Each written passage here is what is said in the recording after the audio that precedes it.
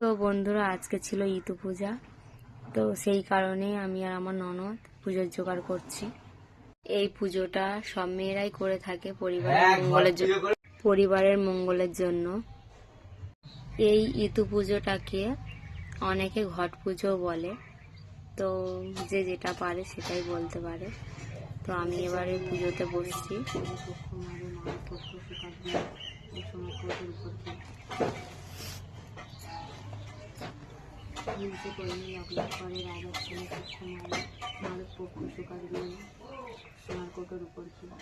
এই ঘট পুজো করে আমরা আবার পুকুরে ভাসাতে যাই। তারপর বরণ করে ঘরটাকে ভাসিয়ে 7 পাক ঘুরে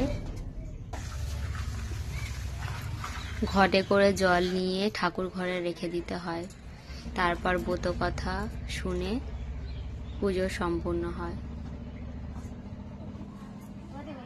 তারই মাঝে সবকিছু নিয়মিতভাবে পালন করছি।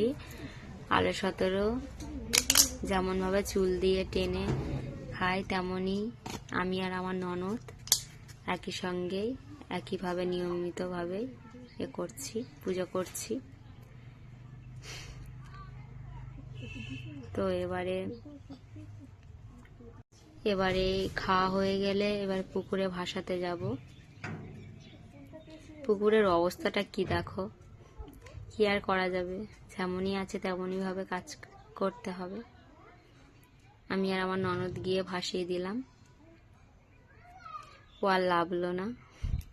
দেখো কত সুন্দর সাজিয়েছে আমার ননদ, একা নিজে হাতে সাজিয়ে গুছিয়ে পুজো করতে বসেছে। গাইস, আমাদের পুজো সমাপ্ত হয়ে গেছে।